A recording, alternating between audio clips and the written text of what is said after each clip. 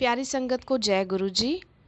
आज मैं गुरु जी का एक बहुत इम्पोर्टेंट सत्संग शेयर करने जा रही हूँ। इस सत्संग से काफ़ी लोगों को अपने सवालों के जवाब मिल जाएंगे। जैसे जैसे नई संगत जुड़ती है तो उनके मन में बहुत बहुत डाउट्स आते हैं कि नवरात्रे चल रहे हैं, हम गुरु जी के मंदिर जाएं ना जाएं, उनका प्रसाद खाएं ना खाएं, हम व्रत रखें ना रखें।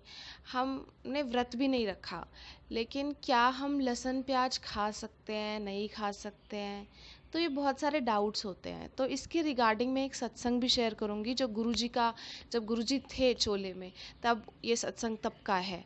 तो नई संगत जी, मैं आपको ये बताना चाहती हूँ कि जैसे जैसे हम गुरु जी से जुड़ते हैं तो हमें कोई व्रत रखने की ज़रूरत नहीं होती। गुरु जी कहते हैं कोई व्रत रखने की ज़रूरत नहीं है, तुम सिर्फ मेरी पूजा करो तो वो सब देवों की पूजा हमें अपने आप लग जाती है। जो भी जिसको भी हम पूछते हैं, हमें एज सच कोई व्रत रखने की ज़रूरत नहीं है। उसके बाद एक बात और है कि जैसे ना हमारे गुरुजी बड़े प्यारे हैं, उनके पास कोई नई संगत जाती थी जैसे, या कोई भी जाता था तो वो कहता था गुरुजी हमारा फास्ट है, हम प्रसाद नहीं खा पाएंगे। तो गुरुजी उनको ज़्यादा प्रसाद दे देते थे, जैसे पूरा उनका हाथ हलवे प्रसाद से भर देना, पूरे पूरे मिठाई के डब्बों में प्रसाद भर देना, तो वो और ज़्यादा उनको प्रसाद दे देते थे। तो ये गुरुजी की ब्लेसिंग्स होती थी, ये मिठाई तो होती नहीं थी, ये गुरुजी की ब्लेसिंग्स है। और हमें कोई व्रत रखने की एज सच तो ज़रूरत है ही नहीं। अब मैं आपको ये बताती हूँ कि क्या हम गुरुजी का प्रसाद खा सकते हैं कि नहीं खा सकते हैं नवरात्रों के व्रत में। तो गुरुजी कहते हैं कि मेरा प्रसाद तुम खा सकते हो किसी भी व्रत में। अगर तुम ये प्रसाद खाओगे तब भी तुम्हें कोई पाप नहीं लगेगा। यह प्रसाद बहुत ज़्यादा ही दिव्य है, सो हम इस प्रसाद को खा सकते हैं। इसमें आप संगत जी कोई डाउट मत रखो।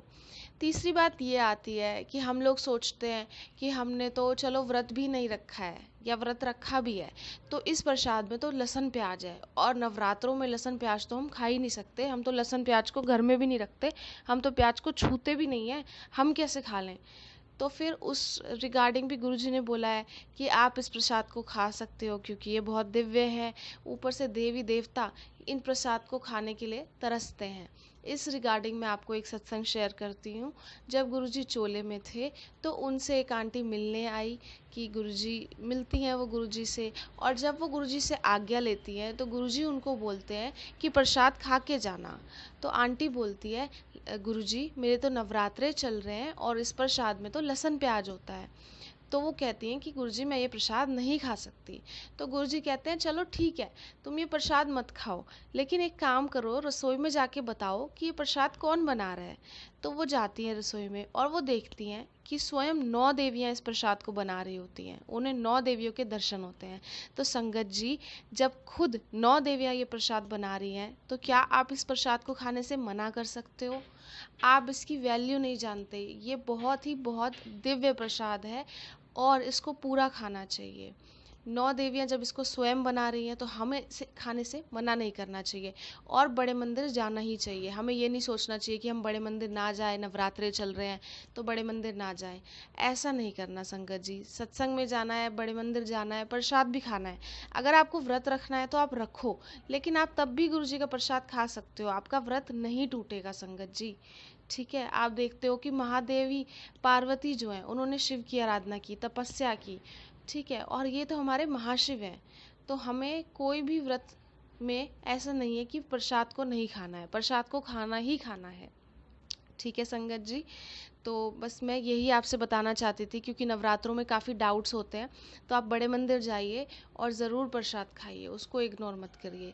और साथ ही साथ अब मैं आपको ये बताना चाहूँगी कि गुरुजी के सत्संग को शेयर कीजिए, और अगर आपके पास अपना कोई सत्संग है तो आप मुझे व्हाट्सएप पे भेज सकते हैं, audio video in clear voice, या आप मुझे लिख कर भी भेज सकते हैं। मैं आपका सत्संग अपने यूट्यूब चैनल पे शेयर कर दूँगी, क्योंकि गुरुजी कहते हैं जो सत्संग सुनाता है उसका भी भला, और जो सत्संग सुनता है उसका भी भला। तो संगत जी, प्लीज़ शेयर योर सत्संग विद मी, एंड जो भी है आप मुझे बता सकते हैं। और जय गुरु जी, शुक्राना गुरु जी।